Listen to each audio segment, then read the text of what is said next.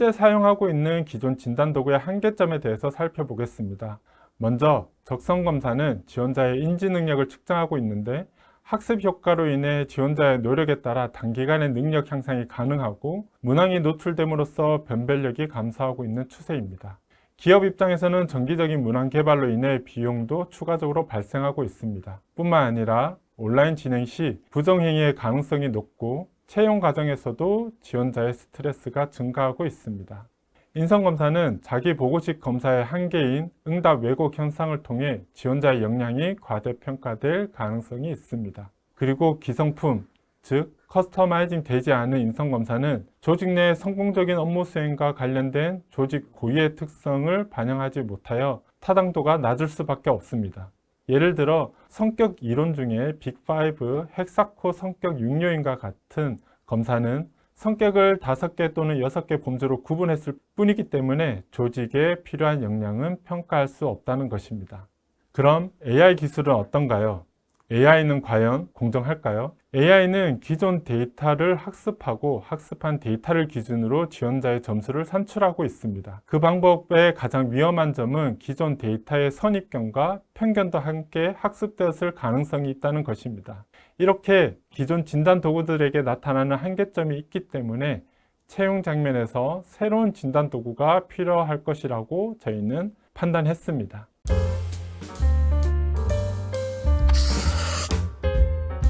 새로운 진단 도구가 필요하다고 판단했던 또 다른 이유는 AI 시대에 필요한 인재의 특성이 변화되고 있다고 판단했기 때문입니다. 현재 다양한 매체에 따르면 챗GPT가 작성한 글과 사람이 작성한 글의 차이를 변별하기 어려운 상황이라고 합니다. 세계적인 석학이자 언어학자인 노엄 촘스키 교수는 챗GPT가 놀라울 정도로 효율적이고 우아하기까지 한 시스템이라고 평하면서도 최대 결함으로 무엇이 옳은지 무엇이 옳지 않은지에 대한 판단을 할 수 있는 지능으로서의 가장 핵심적인 역량이 결여되어 있다는 점을 지적하였습니다.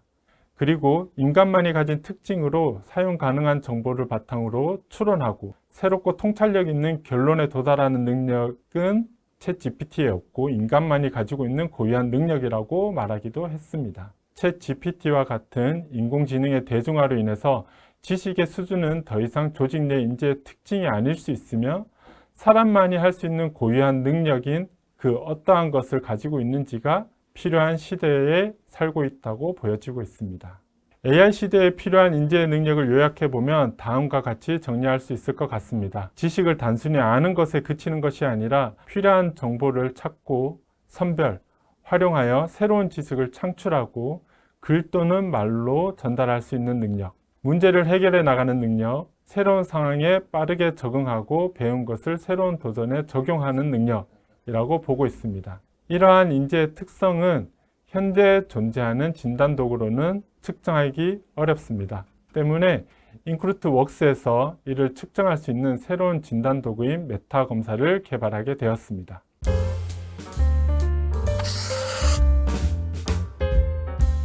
메타 검사는 PSG라는 문제 해결 게임과 AI P&A라는 인성 검사로 구성되어 있습니다. PSG는 무인도에서 생존하라는 목표 미션을 가지고 40분 동안 플레이하게 됩니다. 생존에 필요한 4가지 필수 요소를 획득하기 위해 다양한 활동을 진행하며 게임 내 여러 이슈 사항에 대해서도 적절하게 대응해야 하는 게임입니다.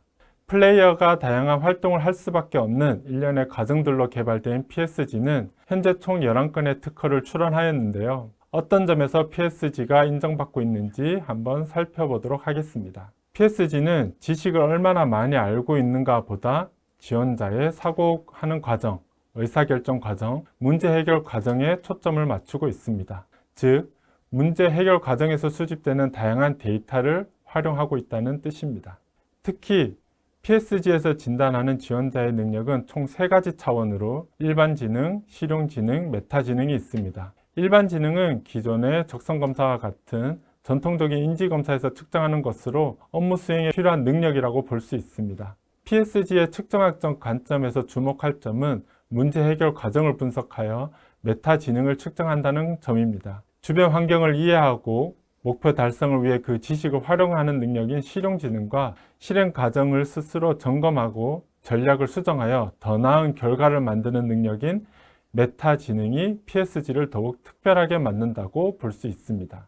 그리고 PSG는 메타 지능을 통해 지원자의 성장 가능성 정보를 제공합니다. 지금까지 인적성 검사는 현재의 지원자의 수준을 측정하는 것이었다면 PSG를 통해서는 현재의 수준뿐 아니라 입사 후 미래 성장 가능성을 예측해 볼 수 있는 리포트를 제공하고 있습니다. PSG의 또 다른 특징은 지원자의 진짜 능력을 측정할 수 있다는 것입니다. 기존 적성 검사는 문제가 있고 답이 있는 1차원적인 구조를 가지고 있습니다. 만약 문제가 노출될 경우 우수 인재를 변별할 수 있는 효과가 감소될 수밖에 없습니다. PSG의 구조는 지원자의 순간순간 행동 선택에 따라 상황이 변하는 변수적인 요소를 가지고 있기 때문에 통제가 불가능하며 문항 노출로 인한 리스크를 최소화할 수 있게 됩니다.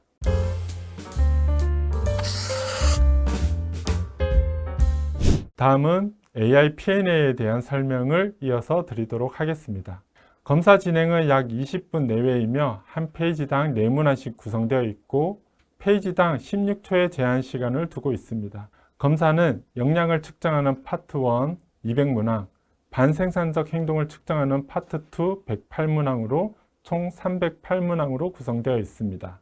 AI P&A는 3건의 특허가 출원되었는데 다음과 같은 특징이 있습니다. 커스터마이징을 통해 검사의 타당성을 높일 수 있고 지원자의 응답 왜곡을 최소화하거나 검증하여 검사의 신뢰성을 높일 수 있고 지원자 본연의 모습을 측정할 수 있는 진단 도구라고 말씀드릴 수 있습니다.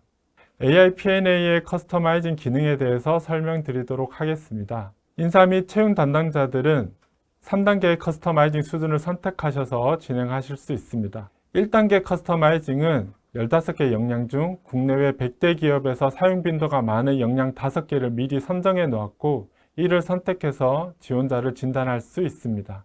2단계는 15개 역량 중에서 조직에 필요한 역량을 직접 선정하여 채용 과정에서 지원자를 진단할 수 있는 방법입니다.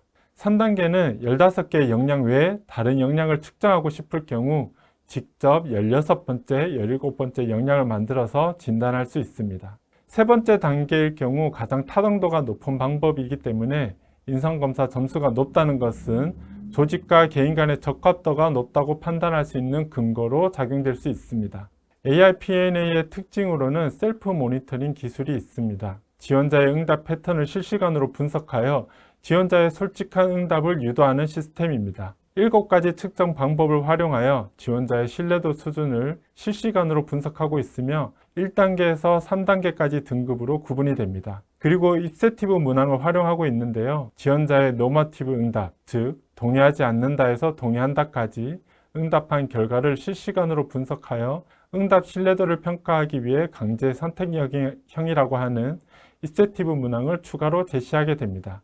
입세티브 문항은 지원자마다 응답하는 패턴이 다르기 때문에 지원자마다 다른 문항이 나올 수 있게 됩니다. AI P&A에서 산출되는 점수가 믿을 만한 점수인지에 대해서 설명드리도록 하겠습니다. 세미나 사전 신청 시 많은 분들이 문의사항에 글을 올렸는데 그 중에서 인성검사 결과가 유의미한가요? 인성검사의 효과성이 있습니까? 에 대해서 많이 문의하셨습니다. 제가 A그룹사에 컨설팅한 경험으로는 커스터마이징된 인성검사 결과와 업무 수행 평가 간의 상관 분석 결과가 0.3에서 0.4 사이의 값으로 나타났습니다. 이는 미국 노동청 자료에 의하면 매우 유익한 진단 도구라고 해석할 수 있습니다. 결론적으로 인성검사는 성과를 예측할 만한, 믿을 만한 진단 도구라고 볼 수 있습니다. AI 인성검사의 파트 1, 인성 질문 결과를 더블 체크할 수 있는 상황 질문도 존재하기 때문에 인성 질문을 통해 나타나는 역량의 점수와 상황 질문을 통해 나타나는 역량의 점수를 비교하여 리포트의 결과를 제공하고 있습니다. 예를 들어 전문성 역량처럼 인성 질문에서도 높은 점수, 상황 질문에서도 높은 점수가 나올 경우에는 일관성이 있기 때문에 지원자의 진짜 수준이라고 해석할 수 있습니다. 하지만 변화 도전 역량과 실행력 역량처럼 어느 한쪽 점수는 높은데 다른 쪽 점수가 낮을 경우 검증이 필요하다고 레포트에 제공되고 있으며 관련된 면접 질문까지 제공하여 추가로 검증할 수 있도록 준비해 드리고 있습니다. 파트 2에 대해서도 설명드리도록 하겠습니다. 먼저 반생산적 행동은 실제 대기업 임직원을 대상으로 한 인터뷰 결과를 바탕으로 조직 성과나 생산성의 반하는 행동을 도출하였습니다. 다른 검사와는 다르게 저희 검사는 지원자의 실제적인 행동을 예측하는 데 초점을 맞추고 있습니다. 여기에 그치지 않고 실제 인성 질문 결과와 더블 체크할 수 있는 투사 질문을 추가로 제시함으로써 정말 위험한 지원자인지 아닌지를 진단해 드리고 있습니다.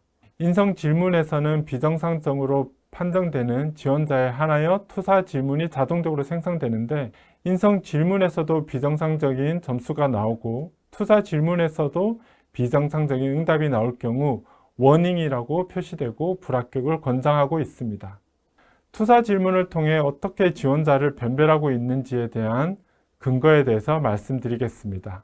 앞서 보셨듯이 사진을 보여주고 그 사진에서 보여지는 특정 인물이 어떤 생각을 하고 어떤 행동을 하는지에 대한 질문을 하게 되고 지원자가 생각하기에 가장 적합한 선택지를 선택하게 됩니다. 저희가 사전에 정상 집단과 비정상 집단이 선택지에 대해 느끼는 매력도를 1점에서 6점으로 평가해 달라고 요청드렸고 다음과 같은 결과를 얻을 수 있었습니다.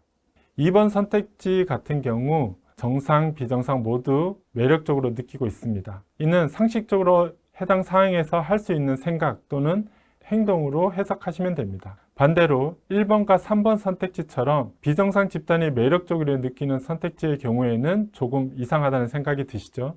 이렇게 두 집단을 변별해 줄 수 있는 선택지로 채점을 진행하기 때문에 AI P&A에서 워닝이라고 표시되면 정말 위험한 지원자라고 자신 있게 말씀드릴 수 있게 되었습니다.